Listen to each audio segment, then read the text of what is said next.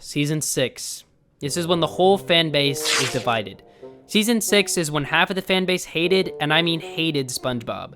But I actually like Season 6. One true thing that bothers me about Season 6 is it's a lot more childish than the other seasons.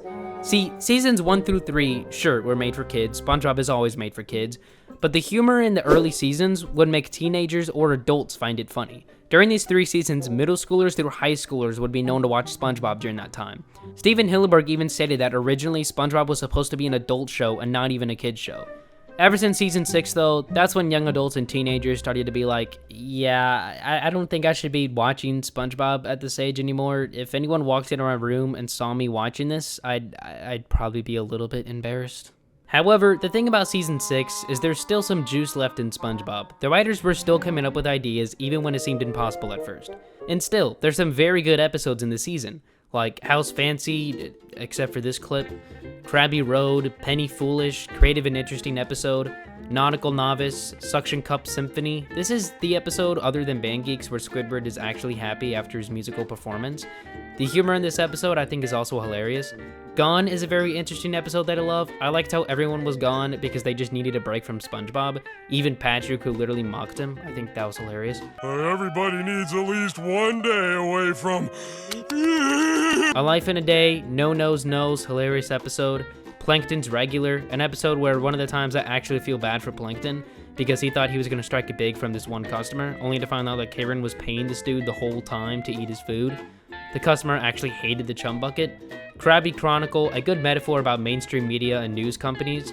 Slumber Party, if I ever become a dad, I want to be exactly like Mr. Krabs in this situation. I don't know why, but I just feel like it'd be really fun to put so many limits on your kids.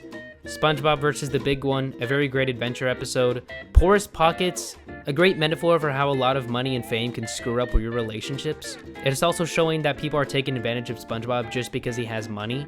Great life lesson. I love Krusty Crunchers just because of this. The Card, an anxiety-ridden episode but very well done. Sandcastles in the Sand, a great metaphor for kids' imaginations. It was a very creative episode. Also, I was rooting for Patrick the whole entire time. Let's be honest, he was the most badass in this episode. Sunbleached, my second favorite episode and extremely relatable to me. This episode is basically dissing very light-skinned people because it's showing that they can never get a tan, they just burn. As a white guy myself, I can really relate to this, unfortunately. But this episode is just hilarious, but it was also really painful to watch when SpongeBob was stuck in the tanning booth with the sunrise on him the whole time. My favorite episode out of Season 6 would have to be Not Normal, a very good metaphor and life lesson about someone being very insecure, basically me in 8th and 9th grade. SpongeBob tried so hard to be like everyone else, but he basically just had to accept that he's very weird. Even when there's some very boring and weird episodes in Season 6, some of the episodes can surprise me when all of a sudden they're hilarious, relatable, filled with metaphors and life lessons, which are the 4 components of what makes a cartoon great. So I'm going to give Season 6 a surprising 8 out of 10. Season 7 is basically exactly like Season 6. Episodes like Tentacle Vision, Growth Sprout, Stuck in the Winger, a good episode with a life lesson at the end, Keep Bikini Bottom Beautiful, a very hilarious episode, SpongeBob's Last Stand, a very creatively thought out and interesting episode, A Day Without Tears, very good episode, Earworm, creepy but very good and very creatively thought out, Big Sister Sam, my second favorite episode in Season 7. My favorite episode of Season 7 is Tiki Land, which should be everyone's favorite episode. It's when SpongeBob and Patrick actually being good to Squidward for once. I'm gonna have to give Season 7 a 7.7 out of 10. Season 8 is like Season 6 and Season 7, but a little worse. I wouldn't say Season 8 is bad, it just gets a lot more childish than Season 6 through 7.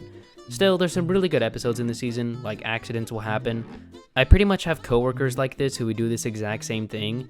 The Other Patty, where Mr. Krabs and Plankton work together to steal someone else's formula. Very interesting episode. Sentimental Sponge, totally me, which is very sad, but it's relatable. Oral Report, class presentations always freaked me out too. Patrick's Staycation is interesting. Barnacle Face, I'm terrified of acne too. Bubble Troubles, weird but interesting episode. Rip Glove World is good. In Spongiac is my favorite episode in Season 8 because it relates to me. That's quite sad, but it's true. I'm gonna have to give Season 8 a 7 out of 10.